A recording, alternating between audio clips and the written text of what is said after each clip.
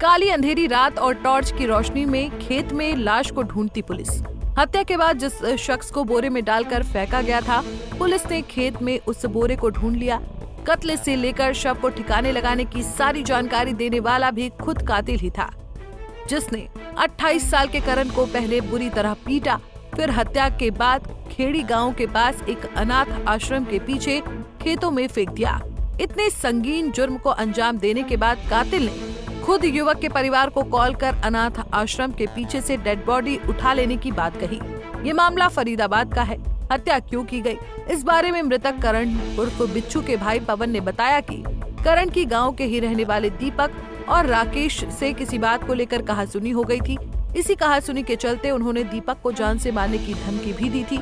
संजय के मुताबिक दीपक उनके घर पर 2 दिन पहले आया था और उसने उनके भतीजे रोहित से दीपक को समझा लेने की धमकी दी थी। जब रोहित ने पूछा कि क्या किया है, कोई लड़ाई नहीं, कोई कुछ नहीं थी, बस खाली वो आपस में जैसे लड़ाई वो कर लेते हैं, गाड़ी गुप्तार हो जाती है। वो लड़की लेकर के जा रही है, छोटी सी बच्ची है 13 साल की। उसने जाके कह दी मुझे गाड़ी दे रहे हैं, बस उसी बहस पे उनने मार के और पन्नी में पैक करके 4 तारीख की शाम को और वो फेंक दिया। क्या नाम है भैया? से लापता था। लापता था। क्या नाम है भैया का? नाम क्या है? उसका करण था।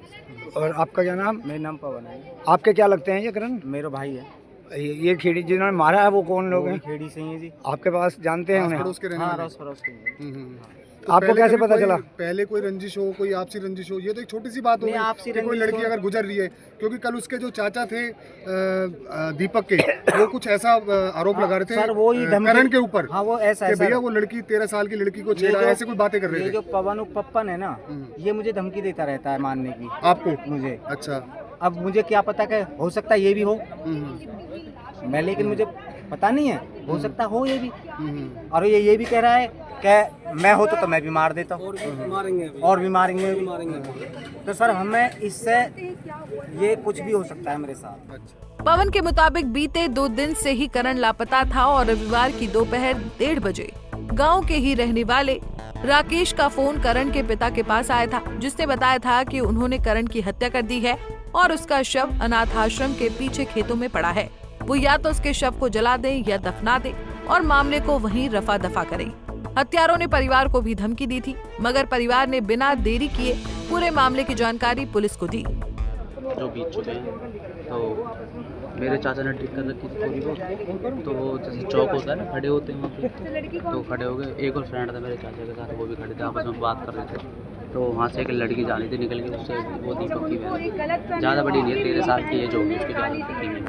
तो उसके बाद वो जा रही थी, तो आपस में बात कर रहे थे फ्रेंड, मेरे चाचा और उसके फ्रेंड आपस में गाली गलौज दे रहे होंगे। तो वो लड़की अपने ऊपर ले गई, वहाँ से निकल के जा रही थी कि भाई मेरे को दे रहे क्या लेने को, बहन थे उसकी थी, तो अपने घर से आप इतनी बोले थे। उस लड़की ने जाके अपने भाई को बता दी दीपक को, वो लड़का ऐसा बोल रहा है, ऐसे मुझे गाली दे रहा है।